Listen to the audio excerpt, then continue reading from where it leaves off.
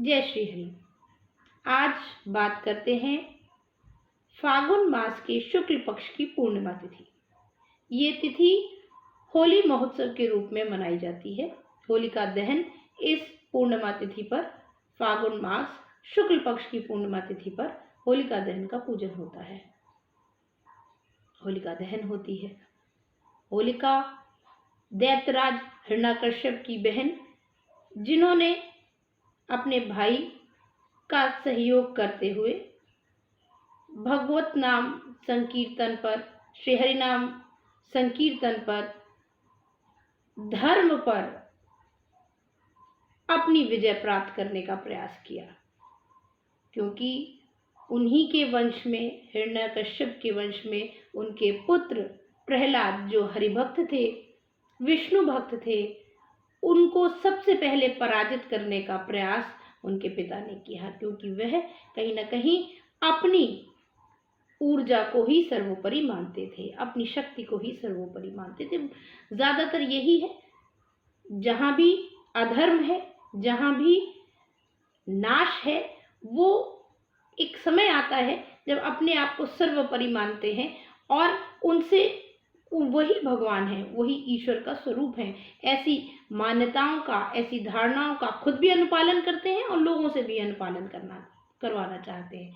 ऐसे ही हिरण्यकश्यप ने अपने पुत्र को, प्रहलाद को, छोटे से प्रहलाद को विष्णु भक्ति से विपरीत कर अपनी भक्ति में लगाने का प्रयास किया, जिसमें होलिका, उनकी बहन ने उनका सहयोग किया और प्रहलाद को गोदी में लेकर अग्नि में विराजमान हो गई। पर धर्म कहीं अधर्म से हारता है। जब तक धर्म व्याप्त है तब तक सृष्टि व्याप्त है।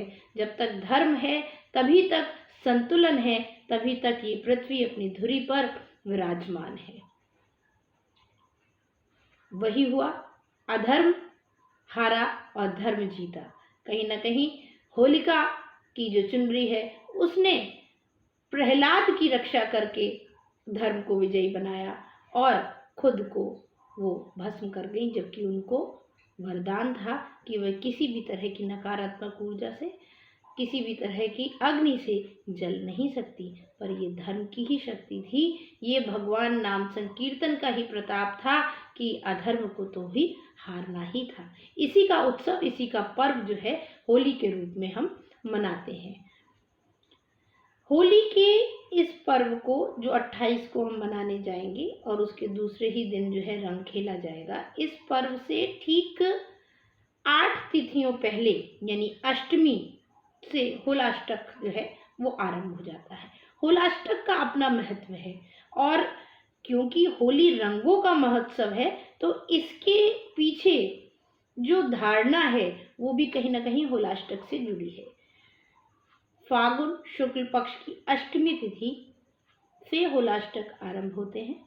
ये 8 तिथियों का लगातार जो संयोग है, अष्टमी से पूर्णमासी तक की ये जो तिथियां हैं, इन तिथियों में सौम्य ग्रह जो हैं, शुभ ग्रह जो हैं, अपनी सबसे कमजोर अवस्था में होते हैं। क्रूर ग्रह अपनी नकारात्मकता की प्रचंडता पे होते हैं। यही कारण है कि मांगलिक कार्य इस कमजोर और नकारात्मक परिवेश में नहीं किए जाते हैं। होलाष्टक जो कि 22 मार्च 2021 से आरंभ हो रहा है, इस समय से लेकर पूर्णमासी यानी होलिका दहन के समय तक कोई भी मांगलिक कार्य नहीं किए जाएंगे। 16 संस्कार वर्जित माने जाते हैं। यहाँ तक कि नवविवाहित कन्या जो है, वधू जो है, उसको भी अपने मायके में ही रहकर इस उत्सव को मनाना चाहिए। क्योंकि नकारात्मक ऊर्जा में, नए परिवेश में, नए परिवार के साथ जुड़ने से कहीं ना कहीं जो अमंगल का डर रहता है, जो अमंगल की धारणा बनती है, उसको दूर करने के लिए हम किसी भी नई चीज की शुरुआत, नई चीज से जुड़ने की शुरुआत जो है वो नकारात्मक ऊर्जा में नहीं करते हैं। तो प्रथम पूजन जो है, अगर वो होली का पड़ रहा है, तो होली की अग्नि अपने मायके में ही देखते हैं, क्योंकि वहीं हम पले बढ़े और उसी परिवेश में रहे होते हैं। तो नए परिवेश में जाने के लिए ये उचित समय नहीं होता। इसी तरह कोई भी नया मांगलिक कार्य करने के लिए उचित समय नहीं होता। तो ये सारी धारणाएं जो हैं ये कमजोर समय के कारण व्याप्त है और इनका अनुपालन भी करना चाहिए। अष्टमी से पूर्णिमा तिथि तक के बीच में नवग्रहों की जो कमजोर स्थितियां हैं वो मानसिक असंतुलन देती हैं। इस समय में कोई बड़े निर्णय नहीं लेने चाहिए, कोई मांगलिक कार्य नहीं करने चाहिए। 16 संस्कार जो हमारे वैदिक शास्त्रों में है उन 16 संस्कारों को नहीं करना चाहिए। हाँ, जन्म और मरण से जुड़े कार्य जो हैं उनको करने की हमें अनुमति है। अब इन 8 तिथियों का होलाष्टक का जो समय है इसका अपना एक अस्तित्व है, अपनी एक पौराणिक कथा है। आप सब शायद जानते हो इस कथा को, पर इसी की वजह से होली पर रंगों का महत्व बढ़ जाता है।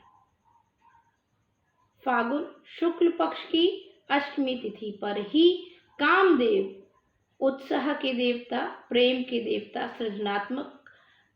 सृजनात्मकता के देवता, उन्होंने भगवान शंकर की तपस्या भंग करने का प्रयास किया था। उनकी इस प्रयास से कुपित होकर भगवान शंकर ने, महादेव ने उनको भस्म कर दिया था और उसी समय से ये सृष्टि प्रेम विहीन हो गई, उत्साह विहीन हो गई, सृजनात्मक ऊर्जा विहीन हो गई और तभी से नकारात्मक ऊर्जा अपनी प्रचंडता धारण करने लगी। देवता ये देखकर घबराए और उन्होंने महादेव से प्रार्थना की कि भगवान, बगैर सृजनात्मक ऊर्जा के, बगैर सकारात्मक ऊर्जा के सृष्टि कैसे आगे बढ़ेगी, तो कृपा करके कामदेव को पुनर्जीवित करें। हमारे भोलेनाथ औढ़गानी प्रसन्न होके कामदेव को पुनर्जीवित करने की जो उन्होंने धारणा की, जो संकल्प किया, वहां से ही होलिका दहन और होली उत्सव शुरू होता है। सारी बुराइयों को, सारी नकारात्मकता जो इस 8 दिनों में बहुत प्रचंडता पे थी, महादेव ने उनको, उनका शमन करते हुए, उनका दहन अग्नि में करते हुए वहां से ही दोबारा पुनर्जीवन दिया कामदेव को। यही एक मुख्य कारण है कि इस पर्व को, धर्म की विजय के पर्व को हम प्रेम का पर्व भी मानते हैं और प्रेम को प्रतिरूप और परिलक्षित करने के लिए हम रंगों का इस्तेमाल करते हैं। तो बहुत से लोग ये प्रश्न करते हैं कि रंग ही क्यों हम होली पर खेलते हैं, किसी और विधा से क्यों नहीं होली? होली पे रंगों का क्या महत्व है? रंगों का महत्व यही है कि रंग कहीं ना कहीं अलग अलग रंग अलग अलग प्रेम के स्वरूपों को परिलक्षित करते हैं, दर्शाते हैं। तो इसलिए हम रंगों का उपयोग करके भगवान का गुणगान करते हुए और सृष्टि में नई ऊर्जा, नई सृजनात्मकता का जो पुनर्जीवन प्राप्त हुआ, उसका उत्सव मनाते हुए रंगों के साथ होली का पर्व मनाते हैं। प्रेम के देवता भगवान श्री कृष्ण की नगरी में इसी वजह से ये उत्सव बड़ी धूमधाम से मनाया जाता है। तो ये एक पौराणिक कथा जो इस तथ्य को निर्धारित करती है कि होली पर रंगों का इस्तेमाल इसीलिए किया जाता है कि कामदेव को, प्रेम के देवता को, उत्साह के देवता को, सृजनात्मकता को नया जीवन मिला था पूर्णमासी की तिथि में होलिका दहन के बाद। तो इस पर्व को हम भी इसी दृष्टि से मनाएं, अपने मन में द्वेष क्लेश की भावनाओं को दहन कर कर, होलिका की अग्नि में डालकर नई ऊर्जा, नए उत्साह के साथ जीवन में आगे बढ़े। अब होलाष्टक के ये जो 8 तिथियों का समय होता है, जो 22 तारीख से हमको 28 तारीख तक के बीच में मिलेगा, इस तिथियों में हमें क्या नहीं करना है ये तो पता चल गया। हमको कोई मांगलिक कार्य नहीं करने, कोई नई शुरुआत नहीं करनी, कोई बड़े डिसीजंस नहीं लेने जो आपके आर्थिक पक्ष को प्रभावित करते हो। इस तरह के निर्णय अगर आप टाल सकते हैं तो आपको निश्चित तौर पर टालना चाहिए इन 8 दिनों में। पर अब हम कर क्या सकते हैं इन 8 दिनों में? इन 8 दिनों का उपयोग कैसे कर सकते हैं? महादेव की कृपा से इन 8 दिनों में नकारात्मक ऊर्जा जो प्रचंडता पे होती है उसको सकारात्मकता में परिवर्तित करने का ये एक विलक्षण पर्व होता है, एक विलक्षण समय होता है। इस समय कोई भी ग्रह बाधित करता है आपकी उन्नति प्रकृति को, किसी भी तरह की ग्रह की बाधा अगर आपको महसूस होती है और आप समझ नहीं पा रहे हैं कि किस ग्रह की वजह से ऐसा हो रहा है जीवन में कि अवरोध ज्यादा हो रहे हैं, उन्नति नहीं हो पा रही, आर्थिक पक्ष कमजोर हो रहा है, तो इन तिथियों में यानी 22 से 28 के मध्य 6:30 बजे से लेकर 8 बजे के मध्य शाम को नवग्रह मंत्र का जाप अवश्य करना चाहिए।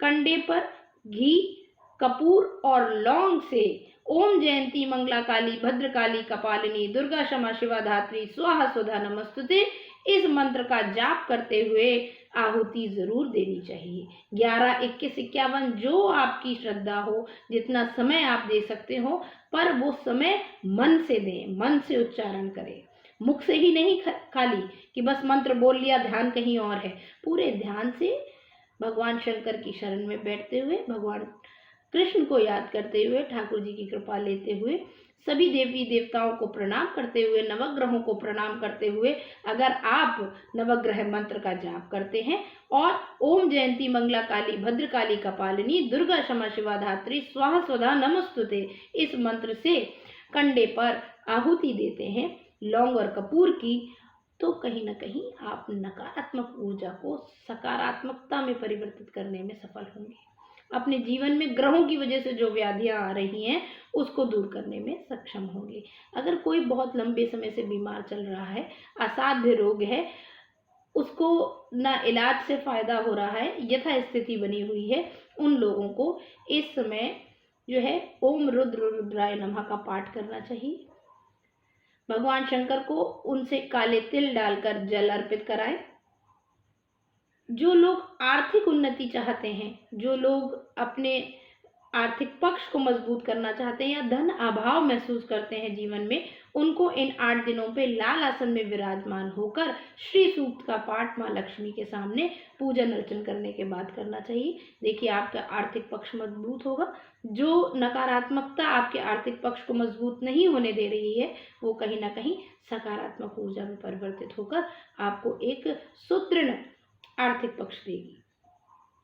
जो लोग किसी काम में हैं, अपनी आर्थिक उन्नति कर रहे हैं, पर वो उपलब्धियां प्राप्त नहीं कर पा रहे जिसको वो कर सकते हैं, उसमें अड़चने आती हैं, व्याधियां आती हैं, तो आपको इन तिथियों में यानी कि 22 तारीख से लेकर 28 तारीख के मध्य में गणेश अथर्वशीर्ष का पाठ करना चाहिए या ओम गंग गणपते नमः का जाप करते हुए आपको भगवान गणेश का पूजन इस समय में अवश्य करना चाहिए।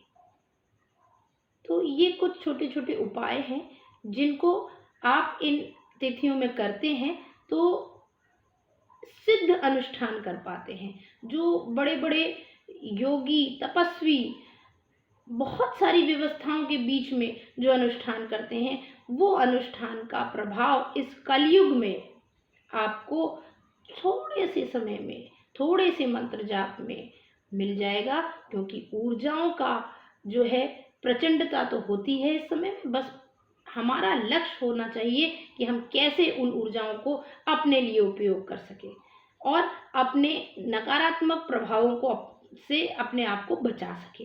इसलिए इन तिथियों का, मूल्यवान तिथियों का आप उपयोग करें और अष्टमी से लेकर पूर्णमासी तक इसी तरह का कोई ना कोई अनुष्ठान अपने जीवन में अपनाते हुए, थोड़ा सा समय देते हुए, पूर्णिमा तिथि पर होलिका दहन में अपने घर से अन्न यानी कि खड़ा अनाज जो है वो ज़रूर ले जाएं। अगर नहीं है तो खड़ा अनाज लेकर रख लें और उसको जो है आप अपने घर से होलिका दहन में जो है आहुति स्वरूप में अगर देते हैं, चढ़ाते हैं, पूजन में उस अनाज को सम्मिलित करते हैं, तो आपके घर में धन धान्य की कभी भी कमी नहीं होगी।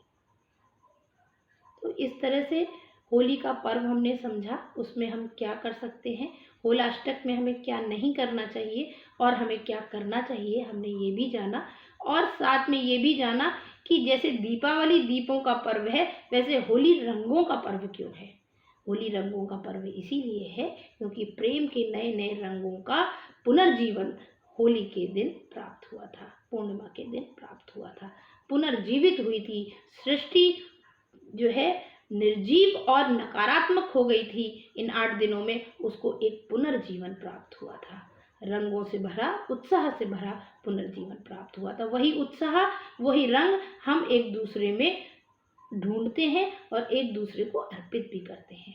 होली में सर्वप्रथम फुलेरा दूध से होली उत्सव आरंभ हो जाता है वृंदावन में। तो हमारे ठाकुर जी को सर्वप्रथम आपको रंग अर्पित कर कर और फिर एक दूसरे को रंग लगाते हुए, एक दूसरे की मंगल कामना करते हुए ये पर्व आपको मनाना चाहिए।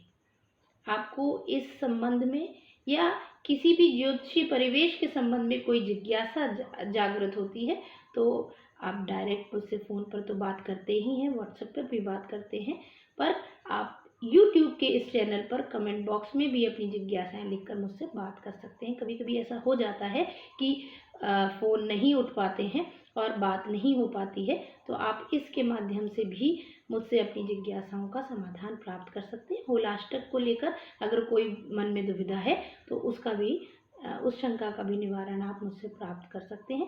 आप सभी की मंगल कामना करते हुए ऊर्जावान समय का आप सदुपयोग करें, ऐसी भगवान की गुरुदेव श्री महाराज जी के चरणों में ऐसी प्रार्थना करते हुए, ठाकुर जी के चरणों में ऐसी प्रार्थना करते हुए, सबकी मंगल कामना करते हुए आप सबसे इजाज़त लेती हूँ।